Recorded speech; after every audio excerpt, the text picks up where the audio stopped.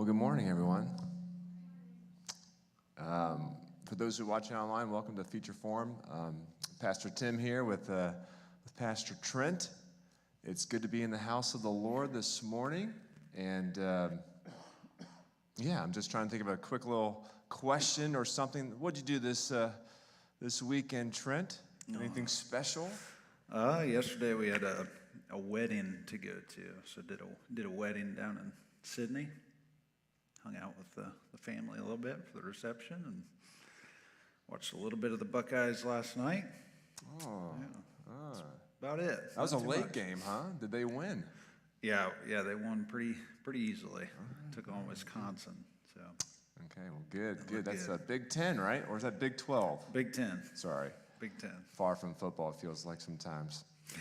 Anyhow, hey, glad you guys are watching online, and we're just been discussing the topic of identity and crisis identity for the past couple weeks here. What we mean by crisis identity specifically, we're talking about exploring sexual identity from a Christian perspective, realizing that it is a crisis that is seen throughout our culture at large, and what's this really mean for us? 2 weeks ago, we talked about just the word identity itself, and what does that really even mean? We get that word identity from the Latin word from identical, which means same. And this idea of you're the same, you're consistent under any circumstance or location that you enter in, you are the same person, you are the same identity in a sense. So that's what we mean by identity.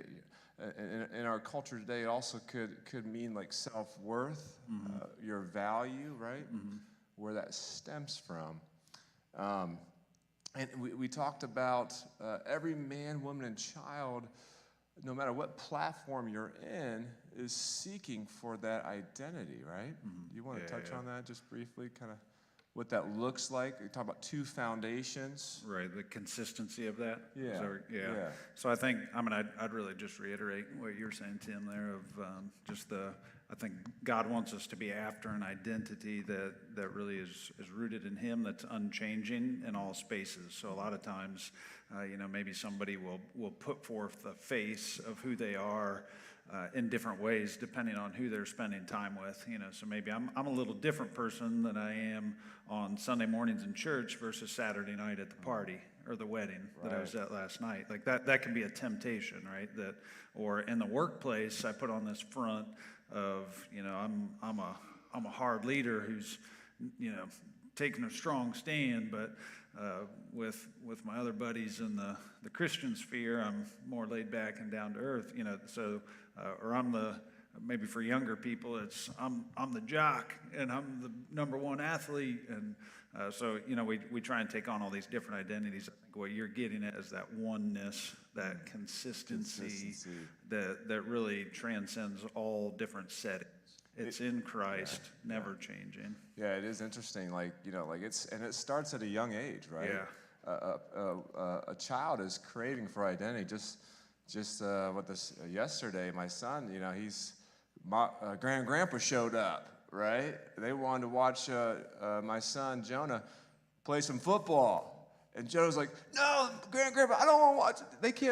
I don't want to have them to watch me play football. I don't want them to see me. And he got all embarrassed. He's like, no. Like, make sure they don't say anything or yell anything or any of that. Yeah. Well, what's really going on there is that there's a little bit of an identity, in a sense, tension there with my son, right? He wants to fit in to his friends. He wants to be athletic and make sure that he has value and self-worth there. And maybe having grandpa there is cracking at that sense of self-esteem, right? Yeah. Because he wants to be included and wants to fit in. There's a little bit of a symptom, a little bit of an idea of what we're talking about. It starts at a young age, my brother. And it runs across the board to adults today. And why do we want to talk about this, Trent? Why don't you touch on that? Why do we want to talk about identity in the first place? Yeah, And I think even here specifically sexual identity, Yeah. which is where we're headed with all this. And I think the reasons we want to talk about it is, one, it's rampant in our society, just the conversation that surrounds sexual identity, sexual orientation, gender identity, which we'll get into, and the differences there, some of the nuances. I heard this week in a Gallup poll that our teenagers, up to 20% of them are in some way identifying with the LGBT movement and just wrestling with that. That doesn't mean they've decided that they're lesbian, gay, bisexual, or transgendered, but they're wrestling with that reality because of how frequently it's being communicated. Another thought that was shared this week, got to listen to Mark Yarhouse, who's one of the leading Christian evangelists, psychologists, and specializes on sexual identity. Mm-hmm. And he said one thing that needs to be offered to anybody wrestling with those issues is a true sense of identity and community. So identity and community, and I think that's two things that the church really has to offer, is a strong sense of identity and also community. So anybody watching online, we want to be able to offer that, of just someone to walk alongside of. I think oftentimes the church takes this posture of either attack or retract completely, both of them probably driven out of fear. Or even a sense of spiritual pride. That's good. I know one book I've been reading is seeing people not as an issue, but as people themselves. That's good. Creating the image and likeness of God. And I think that's so foundational when we perceive and understand who people are, where they're coming from, why they are where they're at today. I see this note here, John 3:17, like God came to not condemn the world, but to save the world through his son, Jesus. So Jesus, and we'll get to this next week, I think, Jesus and how he interacted with people. He saw people made in the image of God. He didn't see the issue first or their lifestyle. He went past that and saw people that were made in the image, that had a heart, that had emotions, that had feelings, right? That had that have a family, that have lives just like us. Yeah. That we need to interact with and engage with. That's good. Yep. Yeah. I'll let you touch on this in terms of who is this for? Everyone asks, where is not so much my struggle, but where is my temptation sexually? So now we're kind of narrowing the playing field a little bit here with sexual temptation. Right. You want to touch on that there? Yeah, so who's our conversation for today? You're watching online, wondering where we're headed. Really, at a fundamental level, I'd say it's for everybody, because all of us are created as sexual beings, right? So we're all prone to temptation, and in different ways, whether that's and to different levels.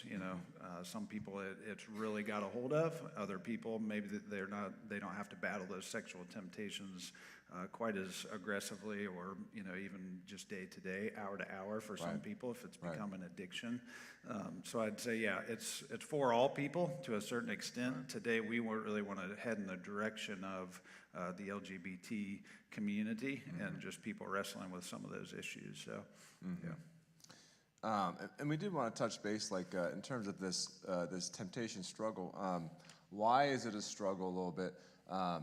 We want to touch on, there's a passage in Romans 2 that's very apologetic in nature, when it says that God basically put within our DNA a conscience to know right from wrong.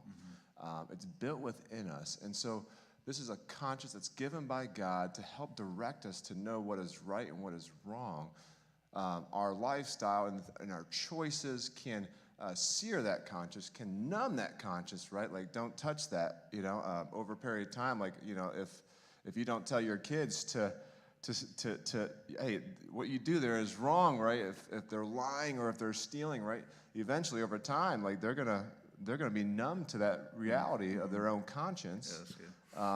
That what they're doing is wrong, and so it's important to parent in that way. But my point is that there is a built-in conscience within us. If we're going to be completely honest and vulnerable. And the struggle, what we mean by that temptation struggle sexually, is this idea that if we're walking outside of God's boundaries, maybe the design that's even within us, even if you don't believe there's a God, there's probably a design within you to know right from wrong. I mean, if you're watching online, you would probably all agree that lying is wrong, right?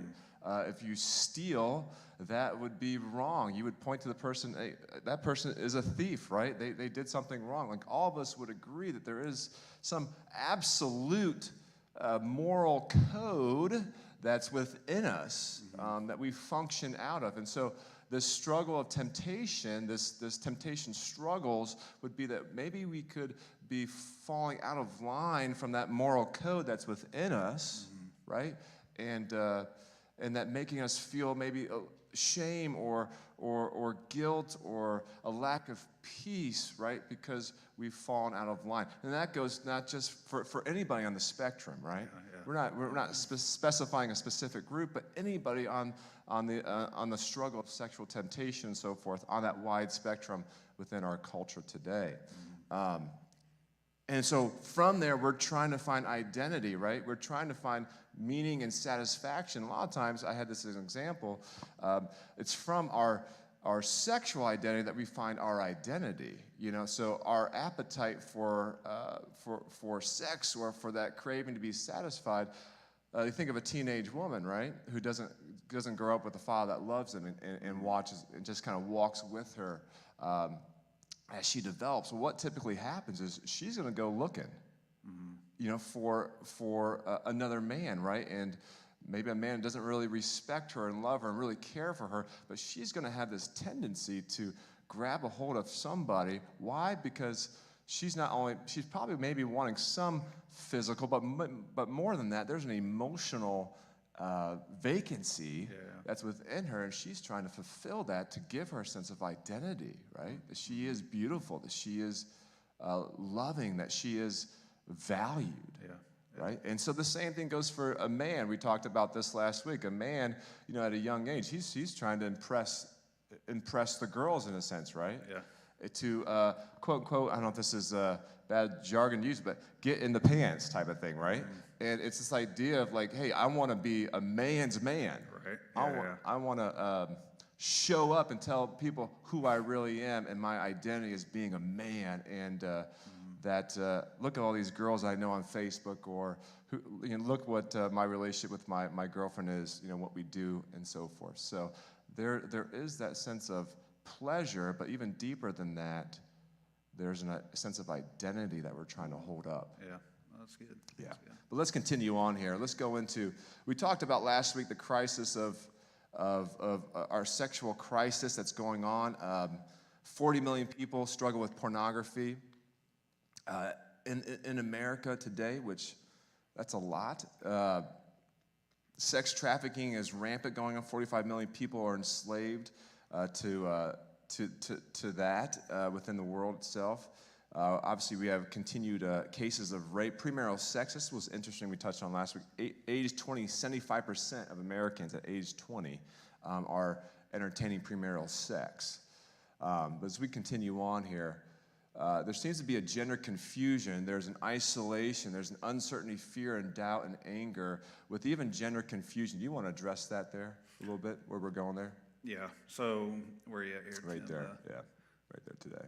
What we're addressing today? Yeah. So today, really, we want to get into just laying a foundation for some of the terminology, even just for the LGBT community, just identifying terms, and also using that as a springboard to dialogue about maybe some of the common questions that come up, and addressing that just from a biblical perspective.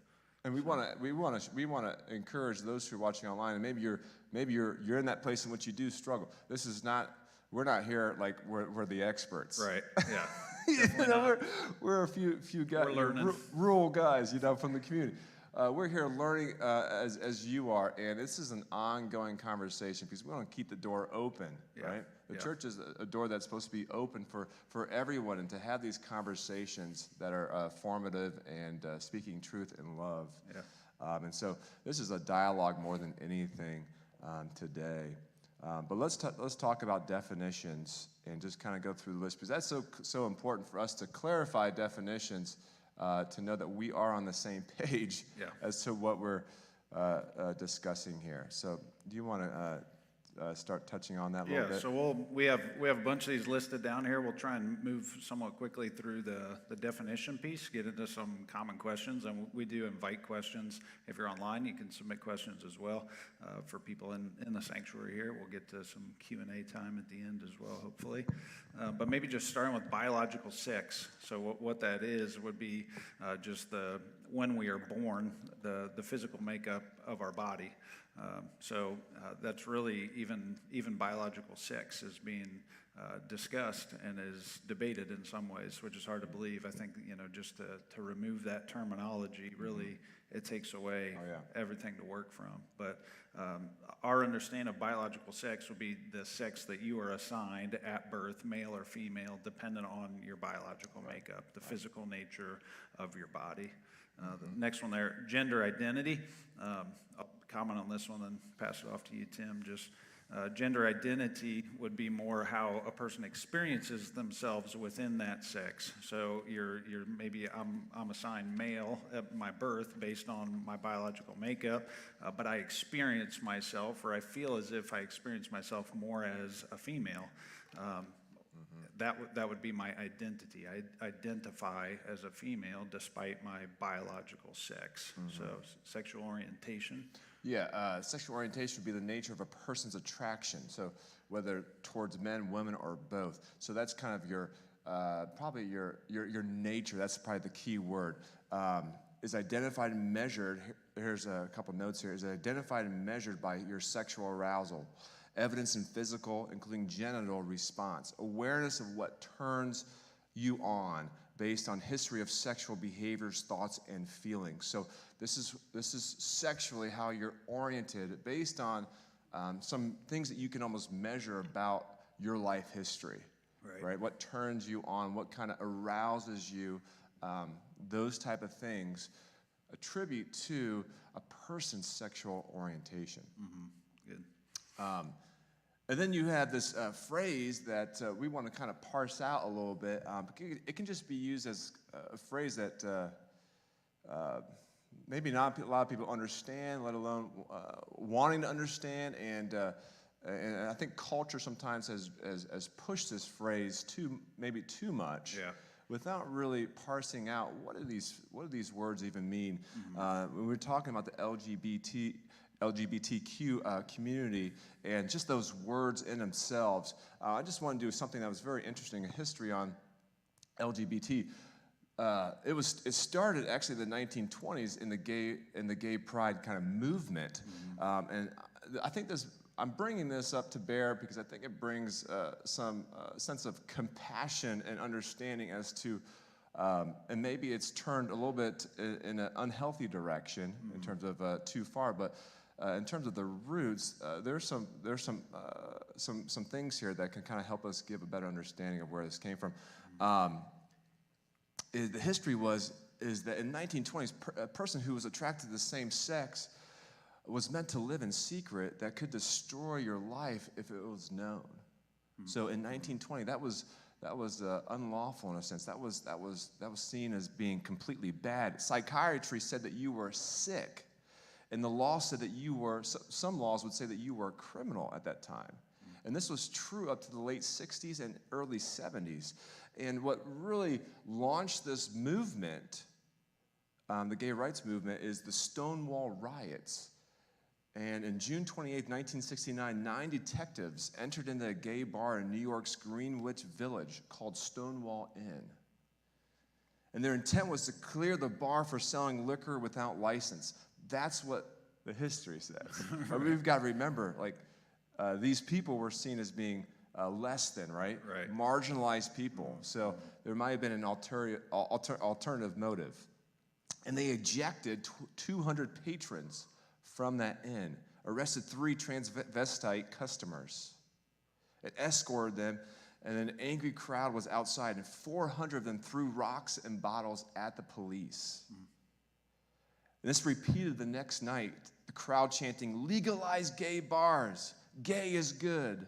Fire started, bottles thrown again. 4 nights later, 500 strong marched and shouted, marched and shouted. And then from that point, they saw that they were a mistreated minority. And they were assaulted with no reason besides sheer prejudice. Ignored at times in the legal process, sometimes unreasonably harassed by police.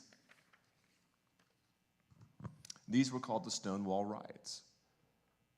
After that time, activist groups from the gay community formed and rose up, first in New York and then nationwide, which you hear that in the 1960s there was the term the gay power, birthed alongside of black power, right, and flower power. Stonewall was the origins of the gay rights movement today, which is also defined as the LGBTQ community. I just thought it was interesting. Yeah, some of the background there. Yeah. That's good. The LGBTQ is also an exclusive, so we've got kind of the history that I shared, and obviously it's a culture in and of itself, a community on the move in a way, but it's also just a term that's used, an umbrella term, to describe prominent sexual minorities, okay? So you've got lesbian, that's with the L, you've got G as gay, you've got B as bisexual, T as transgender, Q as queer, but a lot of times it's this understanding of questions, right, which you kind of touched on, right? People are, they don't know where they're at in the spectrum. And I think that's a really important issue. A lot of this is how many people that are wrestling with sexual identity, gender identity, of really including a piece of that Q element of questioning. There's a lot of going back and forth and navigating over years of their life. So, yeah, that's good. Let's just kind of just touch on a little bit of these different subgroups. Yeah. Lesbian comes from Lesbos, a Greek island, and it was in the 6th century, and it was with a poet named Sappho, and he wrote about the celebration of love between females. And so L signifies an approval and acceptance of same-sex attraction between a female and a female. We talk about gay. Gay, traditionally meaning happy, was a term that was common and broadly accepted reference to homosexuality, particularly between men. In 1970s, many pushed for its use, the word gay, as a replacement for the word homosexual, since gay had more of a positive connotation to it. Bisexual, a person who's sexually attracted to both sexes. Not necessarily attracted to one sex as the other, but his or her attractions to both sexes are strong enough to constitute erotic and romantic responses to both. And then we've got transgender. Transgender is more of a broad umbrella term to designate a person whose identity does not conform to conventional notions of male or female, but combines or moves between these. It serves as, an umbrella term covering a number of sexual and gender variations. We could talk about, maybe we can get into more detail later, but cross-dressers, drag queens and drag kings, transsexuals, intersex, and so on from there. So. Yeah. Transsexual would be a little different. So cross-dresser, drag queen fall under that transgender piece. Transsexual would be somebody who really believes they're born into the wrong body. Yeah. They have male physical components, but they really believe they're a woman and therefore want to pursue sex change either through medication or surgery. Yeah, people would say, like, there's that phrase, trapped in the wrong body. Right. Would be a phrase that a lot of people who are transsexual would, that's good. would reiterate. Yeah. Good.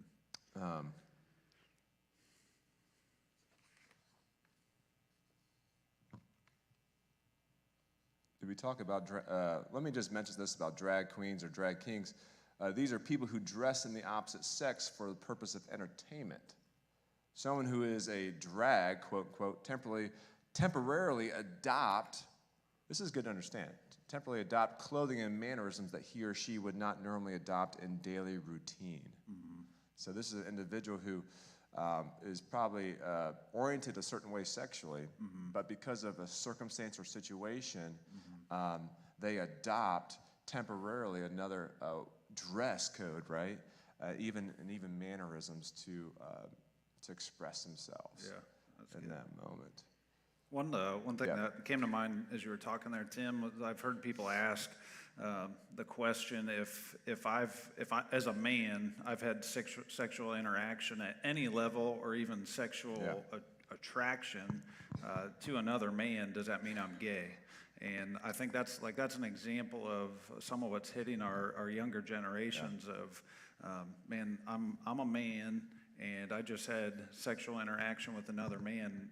And maybe there was even physical arousal to that or something. So like, am I gay? And I think there's an important piece there of no, maybe not, maybe so. You know, this idea of I think people think that immediately they have some experience and it just end of story has sealed the deal. And it leads into this process of a lot of questioning and a lot of confusion, which then in many places in our culture now would lead to doctors, counselors prescribing puberty blockers to basically say, hey, let's just hold on here for a minute and let you work this out. And I think it's important for people to understand one experience, one thought, even a season of experiences or thoughts doesn't mean that that's how things will play out. And actually the research would say most times it doesn't play out that way.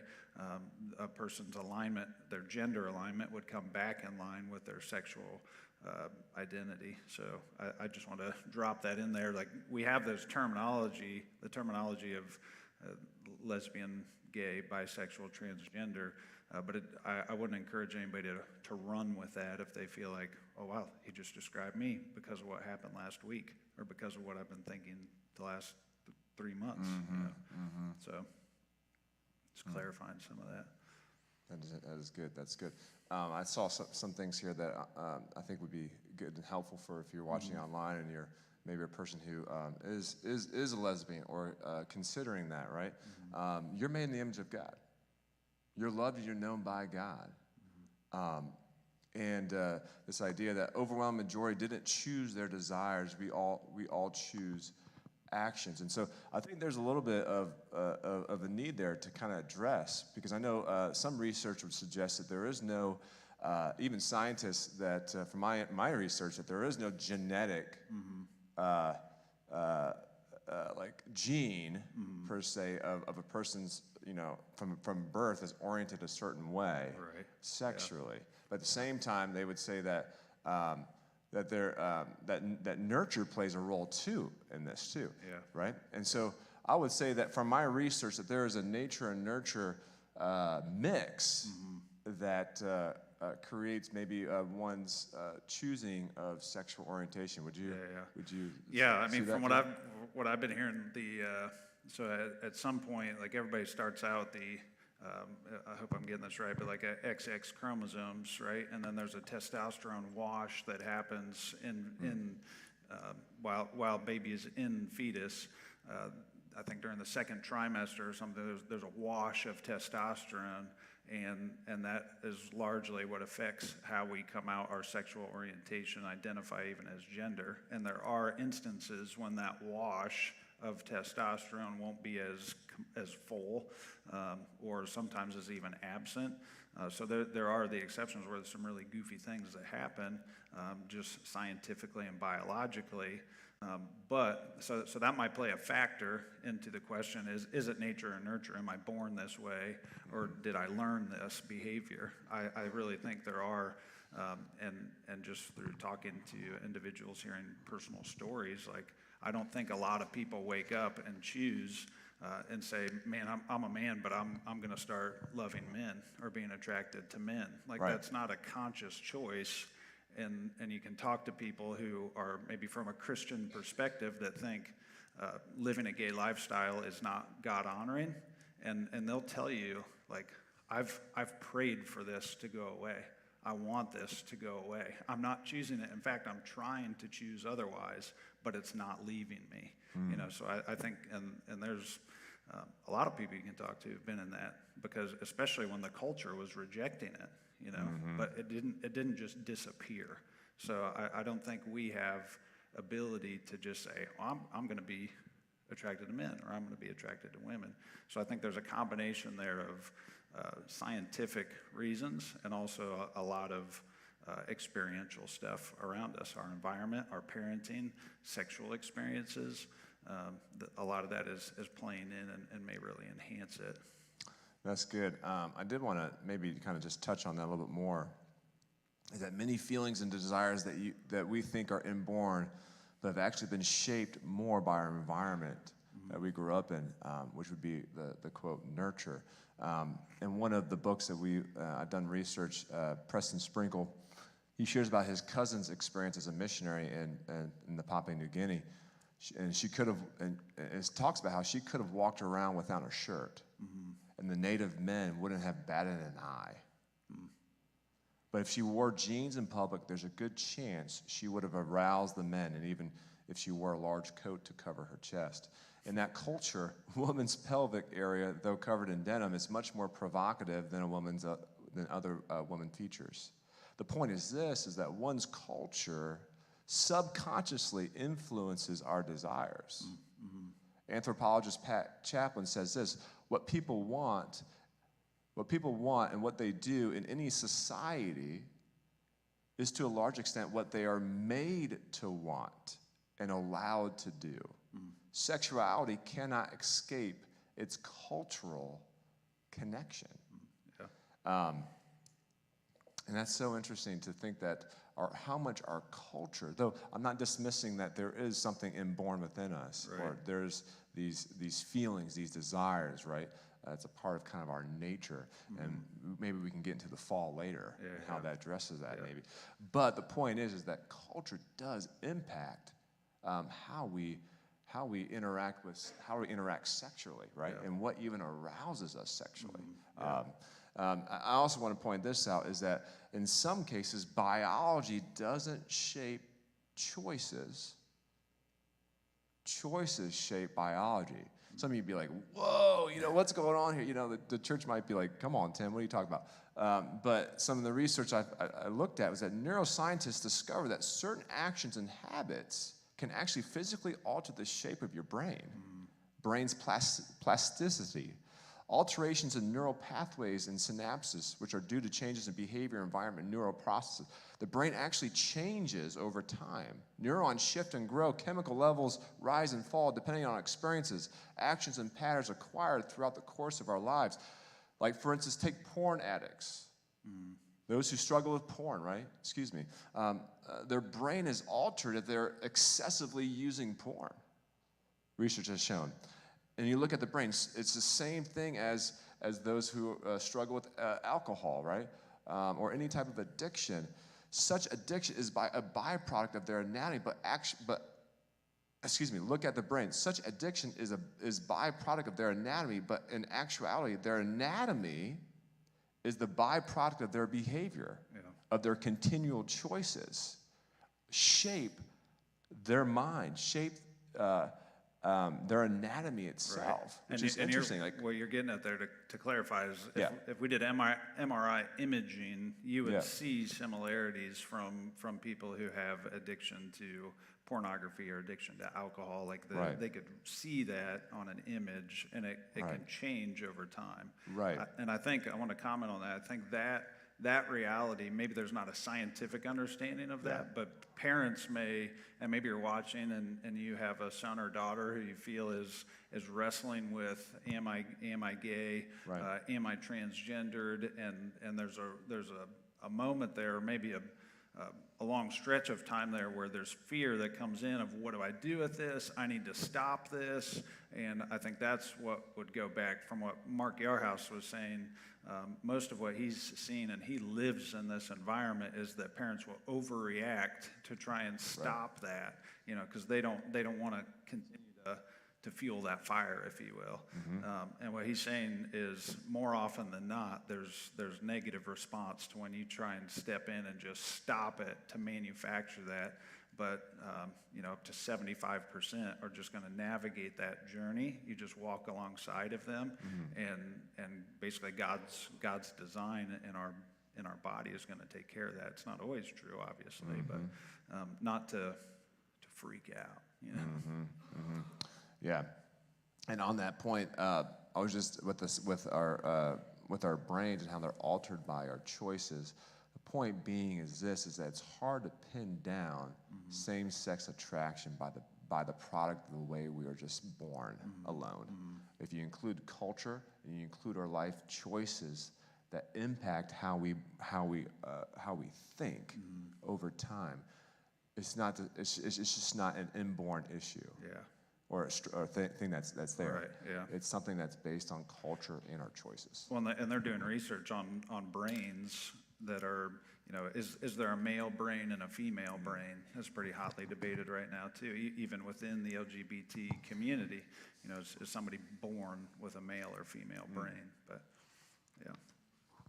Well, we're going to go ahead and sign off of our online. We have some people coming in here to the sanctuary, but if you're watching online, glad that you've been with us. I want to invite you to continue the conversation. Send us an email. No matter where you're at in that journey, we'd love to talk to you. Whether you've identified with the LGBT community for years of your life, or maybe you're wrestling with it, we'd love to have that conversation just to grow alongside you and to offer that back to what we'd said originally, just community and just seek after the Lord together. Yeah, I want to encourage you also. I think next week we're going to talk about what does Jesus say to this, right? To you who's watching online, and hopefully be encouraging. And we just invite you to be a part of that as we journey with Jesus and what how he would interact and what he would say.